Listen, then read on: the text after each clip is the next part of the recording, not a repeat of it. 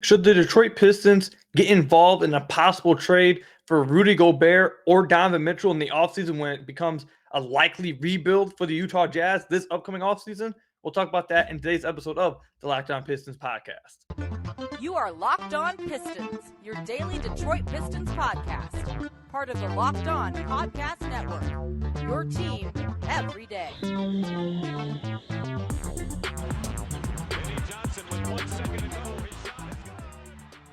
What's the deal? Welcome back to another episode of the Locked On Pistons podcast. Per usual, I'm your host, Kuka Hill. You can find me over on Twitter at Kuka Hill. I want to thank you guys for making Locked On Pistons your first listen of every single day. We are free and available on all your podcast platforms. And if you haven't already, head to our YouTube channel at Locked On Pistons. Hit that subscribe button. It's the best way to support the podcast.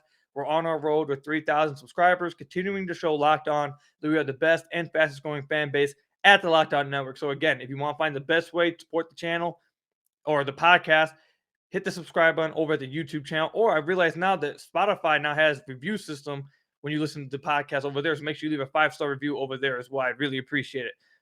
So right off the bat, I just want to get this out the way before we start talking about Rudy Gobert and Donovan Mitchell. I just have two things I want to get out the way. One, concerning all trades that involve a big swing like this for a big contract, big time player, I just want to make sure we're all under the understanding that I'm making it clear to you guys. I'm not in favor of the Pistons doing that this offseason, no matter who it is. I'm not in favor of the Pistons doing it this offseason for a variety of reasons that we'll talk about moving forward. But I just want to make that very clear as we continue to move forward. We're going to talk about a lot of trade rumors this offseason. I just want to make this very clear. I'm not in support of the Pistons taking a massive swing this offseason in the trade market. That's one. And two, just want to let you guys know, moving forward, every now and then we're going to have the third segment be like me talking about some of the NBA playoffs that's going on. I know it's a Pistons podcast, but it's also an NBA podcast, and the playoffs are going on. There's all kinds of things to talk about. I know you guys have to be watching the NBA playoffs too, so we have to talk about that at some point as well. So today in the third segment, we'll talk a little bit about the NBA playoffs.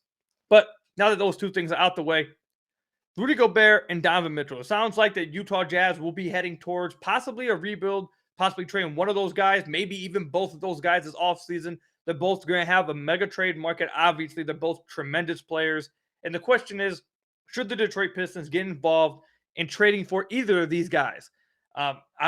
Obviously, this has been talked about a lot in the Pistons community over the past week or so since the Jazz got eliminated and since all the rumors have started speculating about these two's relationship. So the rumors are going to be spinning all the way into the offseason. So first, we're going to talk about Rudy Gobert. Let me just say this. I think Rudy Gobert, if you told me, you have to pick one of these guys, the Pistons have to trade for one of these guys, it would be Rudy Gobert. And before we dive into his contract and all this other stuff, the simple reason that you should want Rudy Gobert over Donovan Mitchell is that Rudy Gobert is a walking top 5 defense. He just walks as a top 5 team defense. He's going to take your team. He's going to make your defense incredibly much better. Your defense is going to be incredible. He's one of the best defenders we've ever seen in the NBA. He's one of the best defenders ever. Okay, so if you're going to trade for a guy like this, I'd rather have the most impactful guy. And I think Rudy Gobert is the more impactful guy. You can question some of the offensive things, some of the offensive limitations, whether he can create the inability to create his own shot, and there's been some speculation about whether can he actually punish the switch, or is it really just the Jazz not trusting him to do it? It seems to be a little bit back and forth there. That's an unknown right there. So there are some offensive questions about Rudy Gobert in that sense. But impact-wise, he's going to impact your defense. You're instantly going to become a really good defensive team. And I don't know if I can say the same about Donovan Mitchell instantly making your team a great offensive team. I don't know if I can say that. So if I had to pick one of these guys, it would be Rudy Gobert to trade for. However, a reason why I think the Pistons should stay away from trading for Rudy Gobert, outside of what how I brought up earlier in the podcast, how I just am not in favor of the Pistons swinging this offseason. The reason for that is because I don't think the Pistons are in a position yet to be trying to compete like that. When they decide to take this big swing, it needs to be going into the season when they're ready to compete. They're ready to be legitimate, Eastern Conference contenders, trying to make the second round, third round, trying to be a really great team. Heck, even just extending a first round series kind of thing. If they want to do that, that's when they want to take their swing. This upcoming season, their goal is going to be to simply make the play-in. And I think it's going to be tough for them to do that with how deep the East is. So I don't know if it would be smart to take that swing now. They need to wait maybe a year or maybe 2 years before they take that kind of big swing. I do see a big swing coming, But that's reason number one I wouldn't go after Rudy Gobert.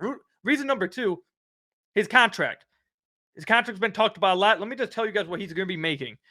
Next season, the 2022-2023 season, he'll be making $38 million. The following year, $41 million. The next year, $43 million.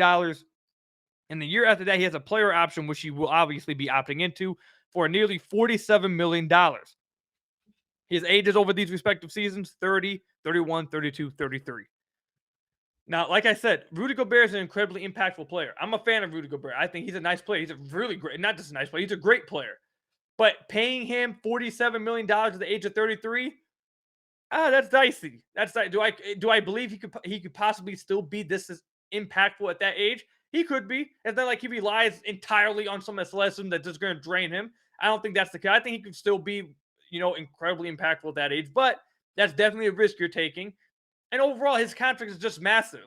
The Pistons just finally have gotten a clean cap sheet. Next season, they only have $85 million on the cap as of right now. 2023, 2024, they only have $47 million in cap right now.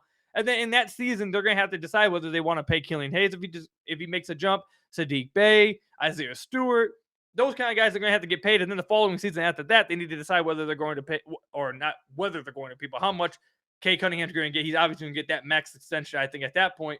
So all those things considered, along with the fact I don't think the Pistons are in a position right now to take a swing at a guy like that, I would pass on Rudy Gobert. But again, if I had to pick one of these guys, I would pick Rudy Gobert because, like I say, he's just a walking top 5 team defense. And also, he's a lap threat around the rim. I think if he got matched up with guys like Kay Cunningham and Killian Hayes, I think you'd see him become much more impactful offensively. Even though I think he had a decent season this year offensively. He's not going to go out there. He's not Joel Embiid or anything, but he's a really good pick and roll threat. He's a really good lob threat. He can finish around the rim. He dunks everything around the rim, basically. He shot 71% from the field this year. He doesn't take bad shots. He doesn't ask for touches. He finishes around the rim when you give him the ball. If not, he's going to set screens, dive, collapse the defense, and play really outstanding defense. So I would like to have Rudy Gobert on the team, but those reasons I listed before are reasons why I would be out. However, I did fetch up a trade for you guys that I don't know if this would work at all. I don't know if the Jazz would like this at all. I don't know even the Pistons would like this at all. But I just went to the trade machine. I dug something up. You guys gotta let me know what you guys think and shoot me some trade machines that you guys think could possibly work for Rudy Gobert, and then we'll get into Donovan Mitchell. But mine that I came up with Rudy Gobert was you send Rudy Gobert and a 2025 first round pick to the Pistons because his contract is huge.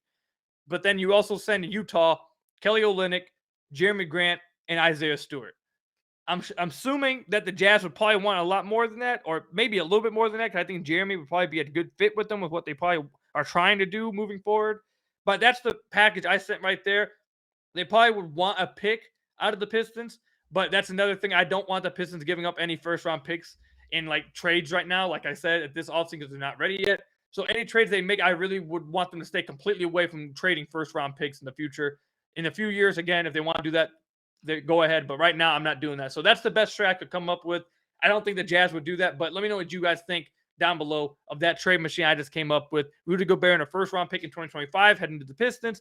Kelly Olynyk, Jeremy Grant, and Isaiah Stewart heading to the Jazz. It does work cap-wise. Let me know what you guys think.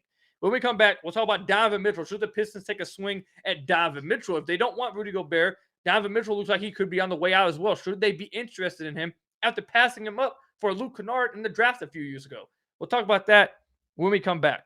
But first, let me tell you a little bit about one of our sponsors, PrizePicks. All right, NBA fans, are you looking for a daily fantasy option for the NBA? Then you need to try the award-winning app PrizePicks. PrizePicks is daily fantasy made easy. I love this, and I know you will too. It's just so easy to use. You simply pick 2 to 5 players and over/under on their projections. You could win up to 10 times on any entry, and it's just you versus the projected numbers. Entries can be made in 60 seconds or less. It's just that easy. PrizePicks is safe and it offers fast withdrawals. Use their award-winning app on both the App Store and Google Play. PrizePicks offers any prop you can think of, from points scored to rebounds and even steals. And PrizePicks allows mixed sports entries. For example, during the football season, I always, and I mean always, took the under on Jared Goff's passing yards, but then I take the over on Kay Cunningham's points scored. So you can do cross sports between basketball, football, baseball, basketball, hockey, basketball, all those kind of things. And PrizePicks, like I said, it doesn't just offer the NBA. Soccer, MMA too, college football, college basketball. You can do all kinds of stuff. And for a limited time, PrizePicks has an exclusive no-brainer of an offer for all of our users. Users get $50 for free, and if a player in your first PrizePicks entry scores a singular point, but you must use code NBA. Again, this is an exclusive offer available to our Locked On fans. Sign up today and use code NBA for $50 for free if a player in your first PrizePicks entry scores a singular point. PrizePicks is daily fantasy made easy. So I want to thank you guys again for making Locked On Pistons your first listen of every single day. We are free and available on all your podcast platforms. If you haven't already, head to our YouTube channel, hit that subscribe button. It's the best way to support the podcast. I'd really appreciate it. We're on the road to 3,000 subscribers. Continuing to show Locked On that we are the best and fastest growing fan base at the Locked On Networks. And again, make sure you guys go check out the Locked On NBA Big Board, actually. Host Rafael Barlow from NBA Draft Junkies and author of the NBA Big Board newsletter is joined by Richard Stamen, Sam Ferris, and Leif Thulin, giving fans an in-depth look into the NBA draft, mock draft, player rankings, and of course the big board. It's free and available wherever you get your podcast. Make sure you guys are going and making that your guys' second listen of every single day. I'd really appreciate it. And then Locked On Network would really appreciate it. So we talked about Rudy Gobert, Donovan Mitchell now. I think Donovan Mitchell, I'm not going to lie, I don't think this is going to be, really controversial to say, or if I'm off here. I think it's quite obvious that Donovan Mitchell is probably the guy that most Pistons fans would probably like, because he's going to score a lot of points. He's the more attractive player. He's the more fun guy to watch. And a lot of guys gravitate to Donovan Mitchell more, obviously, for those reasons I just laid out. Even though I believe that Rudy Gobert probably is the better player. That's just me. I think Rudy Gobert impacts winning more than Donovan Mitchell would at this point right now. But I get it. Donovan Mitchell is the more sexy player. He scores a lot more points. He's going to do it a lot in isolation. He's going to have a lot of cool dunks and all those kind of things. So people are going to like Donovan Mitchell more.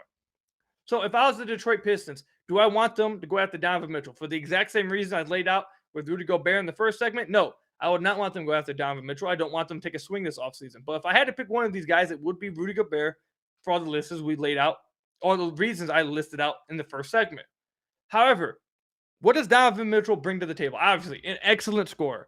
This dude scored nearly 26 points per game this past season on decent efficiency. He's not inefficient.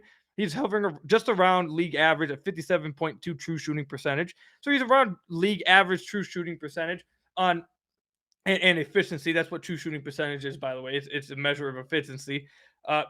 On nearly, how many shots has he taken? 20 and a half shots a game.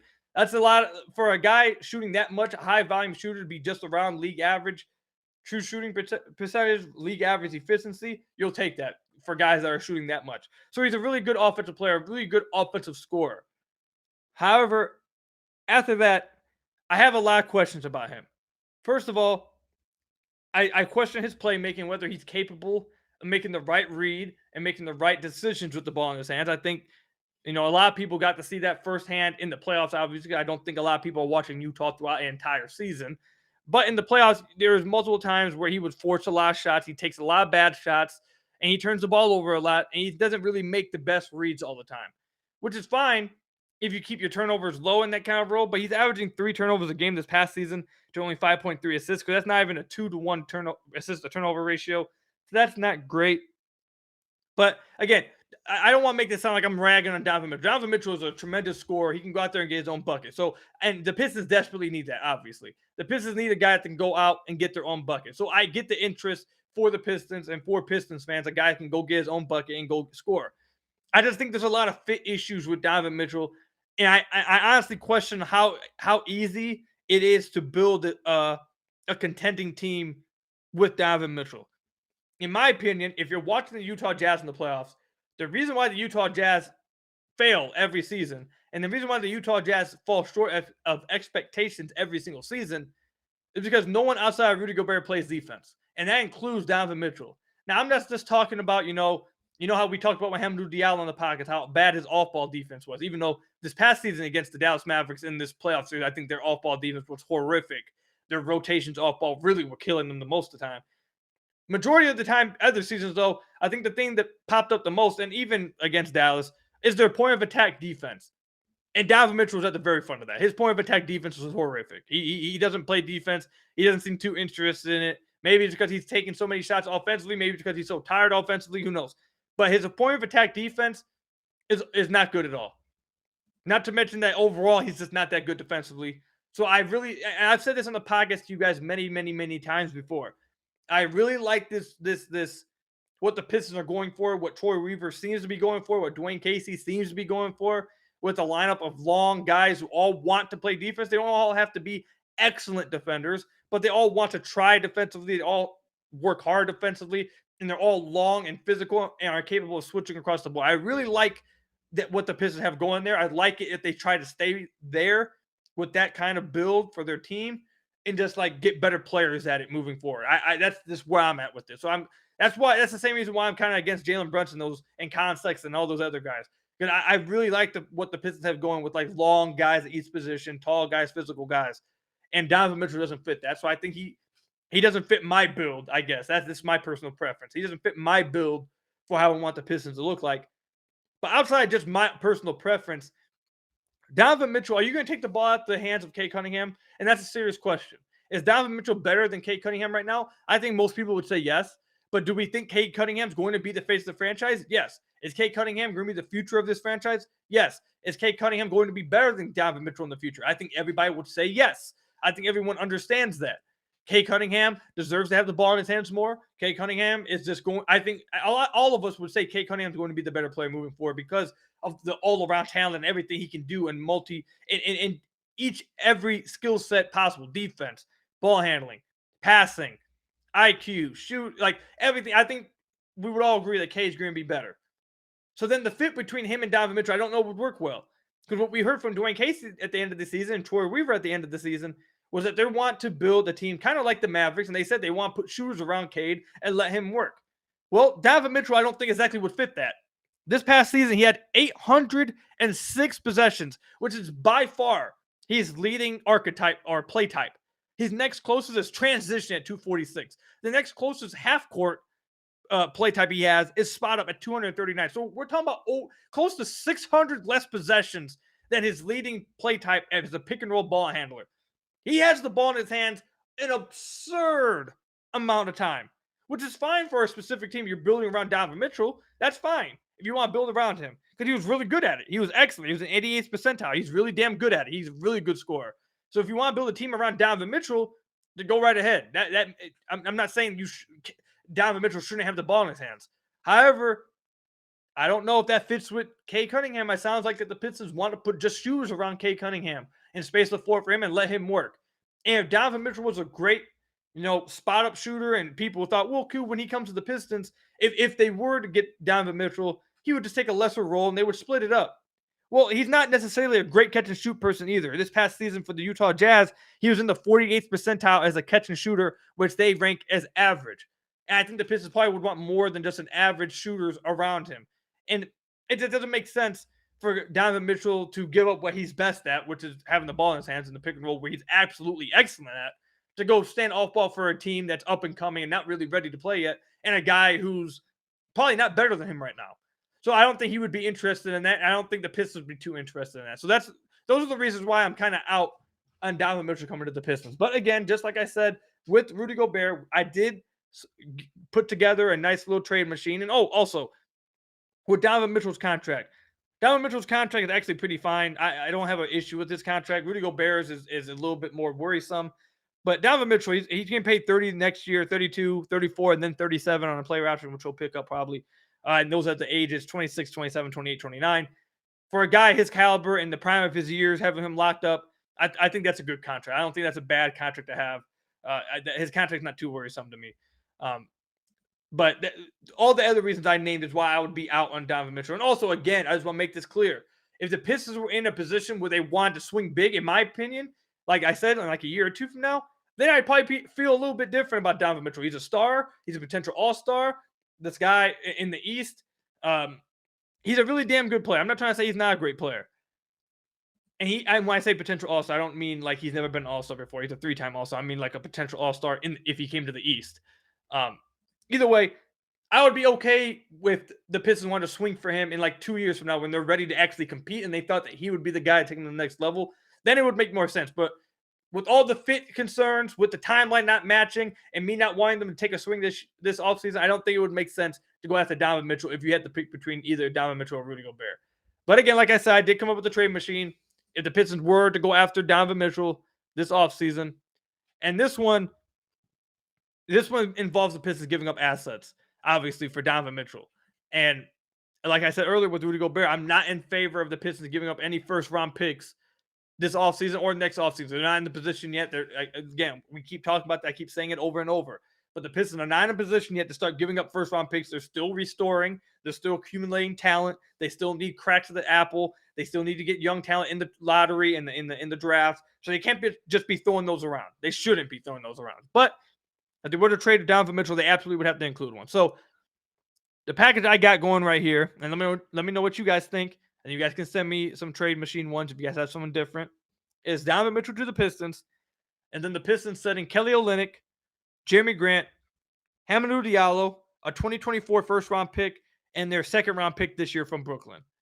That's the package I have for Donovan Mitchell. And if you want me to be honest, I don't think that's even enough for Donovan Mitchell. I think the Jazz would get something better for Donovan Mitchell if they went somewhere else. Now, again, I think Jeremy Grant would, if they were moving Donovan Mitchell, I think it would be because they want to try to build more of a defensive team that has like more defenders around the perimeter, not just at center with Rudy Gobert. And I think Jeremy Grant, again, would fit with that. And you get a few picks with it as well. But I think they could get probably something better than that for Donovan Mitchell. He's going to command a large price in the open market if it would happen. But that's the package I have that I would be okay with the Pistons offering. Let me know what you guys think in the comment section down below or over on Twitter at Kuka Hill. Again, Donovan Mitchell to the Pistons. The Jazz get Kelly Olynyk, Jeremy Grant, Hamidou Diallo, the second round pick this year, and the first round pick in 2024. I'm doing all these trades, by the way, on fanspo.com. It takes into account the cap manager. It's a cap managing trade machine. I like this one a lot better. This is the one I'd suggest for you guys to use. But again, let me know what you guys think in the comment section below about that trade and whether you would trade for either of these guys, Rudy Gobert or Donovan Mitchell, or you could tweet at me at Kuka Hill. When we come back, I'm going to talk a little bit about the NBA playoffs. We had a lot of fun in this NBA playoffs so far. We have a lot of drama going on. What are my thoughts about what's going on in the NBA playoffs? Who do I think is the favorites right now? We'll talk about that a little bit when we come back from the ad break. But first, let me tell you a little bit about BetOnline.net. BetOnline.net is your number one source for all your sports betting stats and sports info. Find all of the latest sports developments, league reviews, and news, including this year's basketball playoffs and the start of the Major League Baseball season. BetOnline is your continuous source for all your sports wagering information, from live betting to playoffs, esports, and more. Head to the website today or use your mobile device to learn more about the trends and action today. If you head over to BetOnline.net, you will see that you have more sports than just basketball. You have baseball, boxing, football, golf, hockey, horse racing, martial arts, soccer, tennis, and all kinds of other things. If you head over to the NBA, though, you want to look at some of the NBA lines with the NBA playoff series. We got the Dallas Mavericks versus the Phoenix Suns tonight, where I'm recording this on May 2nd. Probably won't help you guys. Let's go ahead and go to May 3rd on Tuesday. By the time you guys will be able to listen to this, we got Milwaukee versus Boston, and they still have Milwaukee as underdogs at plus 167. I told you guys on the last podcast I would have taken Milwaukee. I believe it was plus 157 over there. I would have been right. I'm taking them again at plus 167 at Boston on Tuesday. That's what I would suggest for you guys to do. But that's the kind of stuff you guys can do over at betonline.net. So make sure you guys are going over there to the website or use your mobile device to learn more about their trends in action today. BetOnline, where the game starts. So I want to thank you guys again for making Locked On Pistons your first listen of every single day. We are free and available on all your podcast platforms. And if you haven't already, head to our YouTube channel at Locked On Pistons. Hit that subscribe button. It's the best way to support the podcast. We're on the road to 3,000 subscribers, continuing to show Locked On with the fastest and best growing fan base at the Locked On Network. And make sure you guys are leaving a 5-star review down if you listen to this on Apple Podcasts. I'd really appreciate that. Or if you listen to this on Spotify now, I was just notified that they have a little review system over there. So leave 5 stars over there too. Again, I'd really appreciate it. Those are the best ways to support the podcast and everything that we do over here. But let's take some time out and talk about the NBA playoffs. Now, obviously, the Detroit Pistons are not in the NBA playoffs. Womp, womp. I know that's not like no shocking news to anybody. I don't know if anyone was under the delusion that the Pistons were somehow in the playoffs. But I think the playoffs have been really cool thus far, man. I think they've had a lot of good matchups. The first round was tremendous. That series with the Bucks and Nets I thought was really fun, simply because a lot of people thought the Nets were better than they were, simply because they had 2 offensive guys, and the Celtics ended up sweeping them. That was probably my favorite series of the first round, if you want me to be honest. You had a really good round with the Suns and the Pelicans. The Pelicans really put up a fight for a second there. It looked like the Pelicans may be able to upset the Suns, But CP3 turns in a historic performance, shoots 100% from the field, 14 of 14, and goes crazy to send them home. That was a great series. Yet another great series between the Timberwolves and Grizzlies. I honestly thought at a moment, I thought the Timberwolves were going to win that series. But the Timberwolves are just very young and dumb and make a lot of mistakes. So they ended up not winning that series. But overall, what I'm saying is the first round is probably the most entertaining first round I've watched in a long time. There was a lot of good games in those first round series. But now that we're in the second round, there's just one thing I want to point out about the NBA playoffs and the NBA in general right now. I think it really works well, by the way, for the Pistons in the future. For like the past 10 years, I don't feel like there was a lot of parity in the NBA. Like it was LeBron in the East and then the Warriors, basically. And then when the Warriors got hurt, it was, then it was open a little bit. And then when LeBron obviously was not there, Toronto was able to steal one, but that's because really the Warriors got hurt. So it really over the past decade, so it was either LeBron, Warriors, and then you had like a little, like I would say, a gimmick one with the Raptors, because not taking away anything from the Raptors, but I think everyone understands that if the Warriors didn't get hurt, Raptors would have won.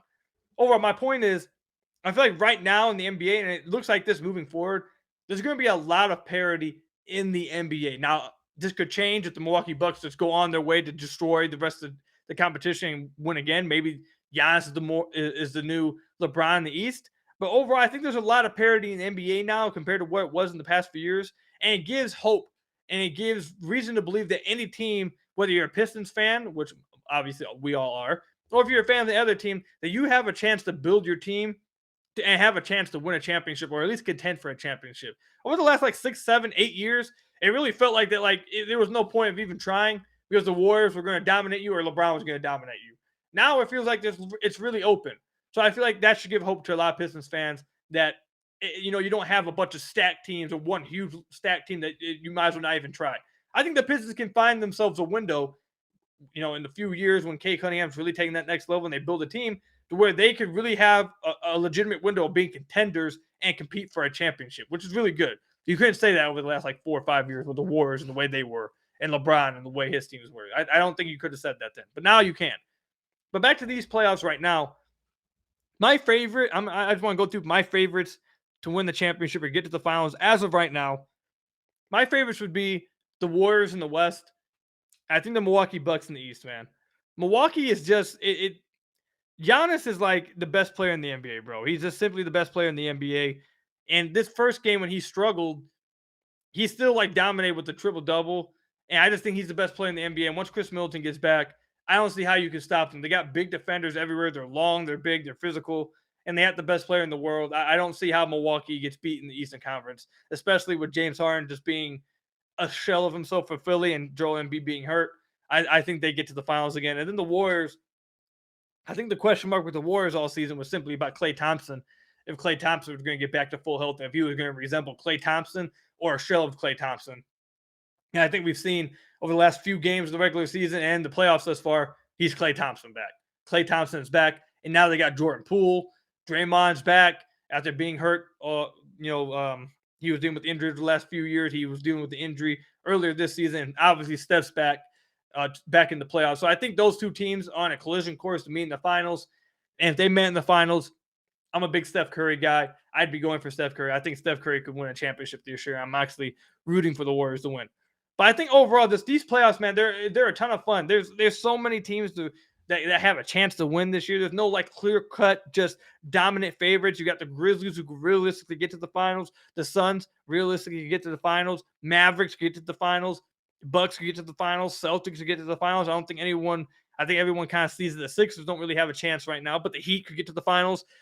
It's so open right now. I think that's the best part. That's when the NBA is at its best, when it's just a lot of parity and you don't know who's going to win every single year. When there's more parity and you're watching and you don't know the outcome, it's a lot more fun to watch. And again, like I said, I think this shows that the Pistons have a window in the next few years, as long as no Golden State Warriors kind of stupid team forms up. They have a chance. They should have a window to be able to compete, just like all these other teams will be competing, to put together a title contending team and compete in the East. And to be honest, this is where I leave it off at. With how much talent is in the NBA, I think honestly they might do an expansion soon. I think there's a lot of talent in the NBA. They need to expand to 32 teams. That's just my opinion. But let me know what you guys think about the NBA playoffs so far. What's been your guys' favorite series? Who's been your guys' favorite player to watch so far? Again, my favorite series thus far, I think I would have to pick I think my favorite series would have had to have been either the Timberwolves Grizzlies one or the Brooklyn Nets Celtics series. Let me know what you guys' favorite playoff series has been thus far and who you guys are rooting to win the championship this year. Who you guys think is going to win the championship this year in the comment section down below or over on Twitter at Kuka Hill. But that's all I've got for you guys today. Thank you guys for making Locked On Pistons your first listen of every single day. We are free and available on all your podcast platforms. If you haven't already, head to our YouTube channel at Locked On Pistons. Hit that subscribe button. Best way to support the podcast. You guys get all that jazz. Make sure you guys are going and checking out Locked On NBA from the first jump ball of the play-in tournament to the last possession of the finals. Locked On experts take you deep inside the playoffs with inside analysis affecting all 30 teams. Again, that's all I've got for you guys today. Let me know what you guys think about everything we talked about in the podcast today in the comment section down below or over on Twitter at Kuka Hill. Until the next podcast, I'll see you guys later. Peace out, everybody, and stay safe.